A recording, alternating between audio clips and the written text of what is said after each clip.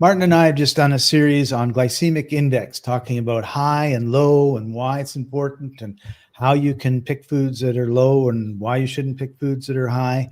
And as we were finishing up, we were just sort of chatting, and I thought, well, we should record this. And we're just going to talk a little bit about the state of the union, if I can put it that way, in terms of what we're doing in feeding our populations, and really where we need to look at making some changes, because it's pretty obvious that the food manufacturers, as opposed to the food growers, have captured the government, like many other industries, lobbying for what they want. And what they want is cheap food that lasts a long time, high in calories, low in nutrition, because that's the easiest thing for them to manufacture, and they don't have to worry about waste as much as they would otherwise, and stuff going bad and all the rest of it. And so when you eat a lot of food that has a lot of calories and very little nutrition, Martin, what normally happens? Right. Yeah, to repeat or rephrase of what you said, it's the governmental policy that is essentially creating this collapse in the societal health. This shift from back in 1960s, when you went to the beach, you saw mostly trim, skinny, healthy people. When you come to the beach now in 2020, you see over 50% people who are overweight, and a third of them massively overweight. Yes. And it's the policy, the governmental policy, that drives it. But what drives the policy is actually money. Lobby money. And who are the biggest sources of lobby money? Well, big agriculture, big food manufacturing, big pharma, big chemical.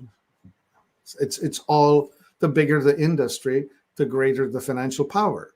And so they will drive toward creating a policy that, and you said it well, it's growing foods that are strategically really good for a disaster period, a war, essentially. Perhaps it's the militaristic mindset that says, well, grain is really easy to store. You grow a bushel of grain, you put it into a silo, and it'll sit there for several years without any problem. Right. It's much harder to store butter, which you have to refrigerate, and it's even more difficult to store vegetables. The only thing you can do with it is chop it up and freeze it, which it's possible, but there's a greater cost associated with it. And I don't know why that is, but the vegetable lobby, like the people who grow cucumbers, broccolis, and green peppers and similar, seem to have much weaker voice than the people who grow corn, wheat, and soy. Yeah. Now have such excess of these materials that we're trying to invent new ways of utilizing it. So we're now turning corn into alcohol, ethanol, which we're now mixing into gasoline at gas stations. Consider the stupidity is that you're actually burning gas in the tractors, in the fields, to grow something that you're going to turn back into alcohol to put it into the fuel tanks. Right. The other crazy thing is the HFCS, high fructose corn syrup. Rather than using sugar as we knew it, which comes either from sugar cane or sugar beet, same old good sucrose with a fairly low glycemic index of 70, we're now using HFCS, which is glycemic index of 87, causing all kinds of metabolic problems because it's an artificial thing. The metabolic systems in our bodies don't recognize it. Actually, you just bring up a really good point, Martin. Not only are we, growing a lot of the wrong foods, but we're also creating things that we eat that's not really food. Yeah, the food-like substances. Yeah, the artificial, we call it the mouth porn, where you are creating the best combinations of crunch and sweetness and wetness and fatness. All of those things are lab tested and then focus group tested to make it the most seductive piece of nutrition possible so that you go back and eat more. Right. It's almost like creating an addiction. I remember back when, this was probably 1978 or so, when I first encountered Doritos. I've never seen that before in my life. And I couldn't get enough of it. Like, I would open a bag that was like, a half-gallon size bag, and I would empty it out, and it wasn't enough. I wanted more. Yep. I finally had to just convince myself that I just cannot touch it. So, Martin, our body has mechanisms that tell our brain to stop eating, correct? Yeah. Like if you were only eating apples and carrots and oranges and meat of some sort, then you like for example, I was in a small town in Colombia, and a friend of mine said, we've got to go to this restaurant. It is so good. And so we go, and it was amazing. And I ordered a rack of ribs. The rack of ribs were easily a foot long. I ate the equivalent, like two pieces of bone. Like I took 2 pieces of bone off, ate the meat off of that, and I was done. I was like, and it wasn't like it was a massive amount of meat either, but I was like, no, I feel really good. I'm full. So we took the rest of the rack of ribs home. And for the next 3 days, my friend and I, we would have like 2 or 3 bones, and then we would be good. 2 or 3 bones, and then we'd be good. There was none of this. And I've done the same thing as you. I've had a bag of popcorn or a bag of Doritos, and I just, until it's done, I don't stop, right? And so there has to be things that they're doing that short circuit that part of our brain. Because it was very clear, like my stomach was telling my brain, that's good. Yep. I am happy. Stop. Yeah.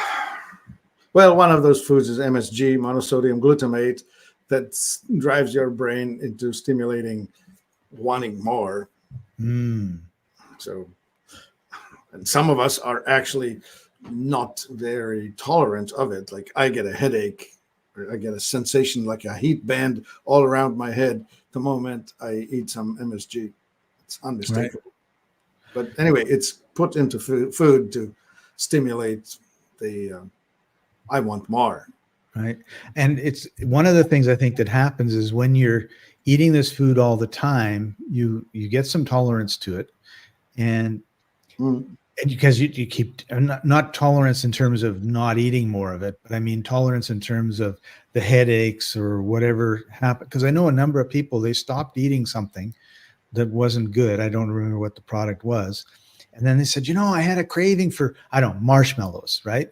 Haven't had a marshmallow in 5 years. And so I've got a bag and I ate 3 and I felt sick. Yeah.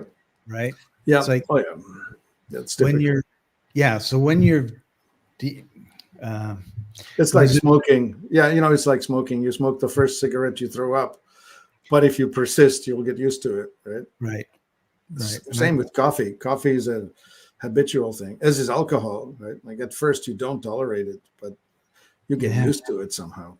Right. And these are poisons. They are.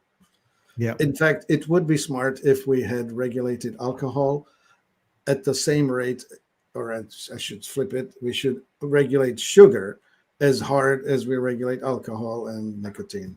There should be full regulation on that. That stuff is dangerous. So, Martin, what do you think the average person can do? Because the big picture is 47% of Americans are obese, and 20% plus of those are whatever is bigger than obese. There's a term for it. Morbidly obese. Yeah. Morbidly obese. Obviously, we don't exercise. We sit in front of computers compared to, 40 years ago. That's one thing, get more exercise.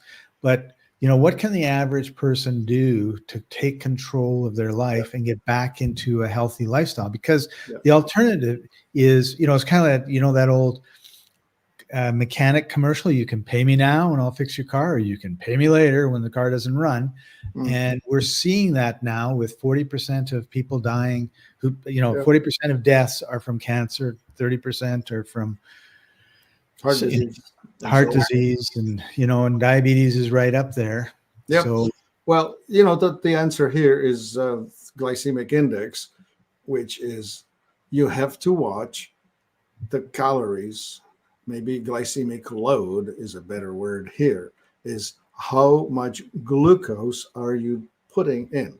So just the one simple thing, if you switch to things that are harder to digest, if you switch to eating a lot of fresh fruit, fresh vegetables, salads, stir fries, with meat, with fat, without the grains, cut back on rice, bread, cake, all the baked goods, all of it, just cut it out or just trim it back dramatically. Anyway, you will switch the metabolism. It won't take long. Right. But you're going to have to spend some time and figure it out, because when you go in the grocery store, when you walk down the street, there's Dunkin' Donuts and Starbucks tempting you and tempting you and tempting you. Oh my God. Just about every fast food restaurant is based on something that's a massive brain trigger. It's a trap. It is a trap.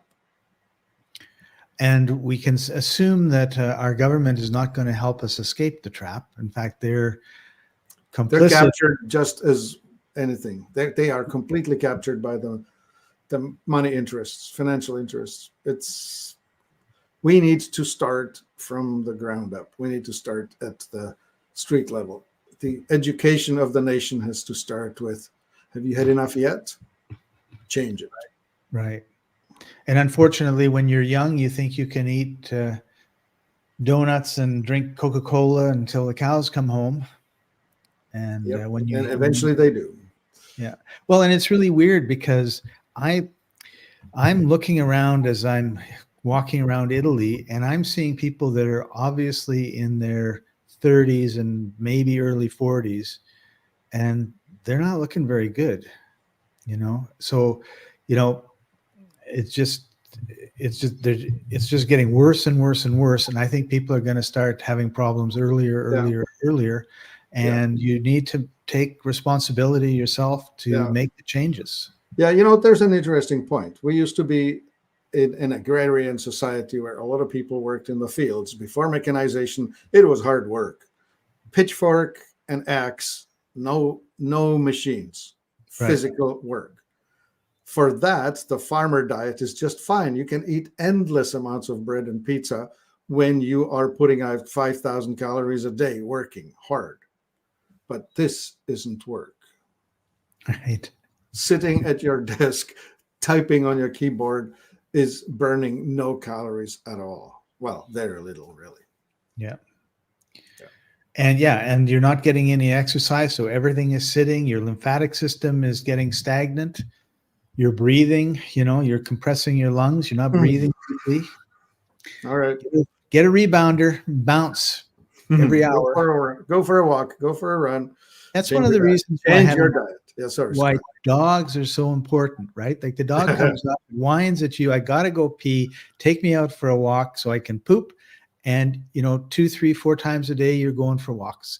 Right. What I'm doing everywhere I go now, Martin, is I'm taking out my Google Maps and I am looking for a place either 1 or 2 kilometers away. And my goal every day is to walk to that place. I want to create the habit of going in the morning before I eat. I go to that place and then I walk back. And here in Florence, Italy, where I am, it's 2 kilometers to a fresh pressed juice place where I get a juice with ginger and turmeric in it. And so that was like, I go there, my treat is my ginger turmeric juice with probably apples and beets. And then I walk back. 2 kilometers there, 1 kilometer back, 2 kilometers. All right. And I try and do it twice a day, but I haven't succeeded in twice a day. Keep it up. You'll live long and healthy. Yeah. Well, and the reason I share that is that, everybody listening to this, like, if nothing else, like if you're not a gym rat, you're not going to the gym and working out on weights, pick a place, a park or someplace, and say, figure out the distance and say, okay, I'm going to do a kilometer a day. You know, if you're heavier than I am and you're having a tough time with your fitness, go, go less, but work your way up. I want to work up to 5 miles, 8 kilometers a day. You'll live to 100. That's my goal. Thank you, All Scott. right. Thank you, everybody. I'll talk to you later. Bye-bye.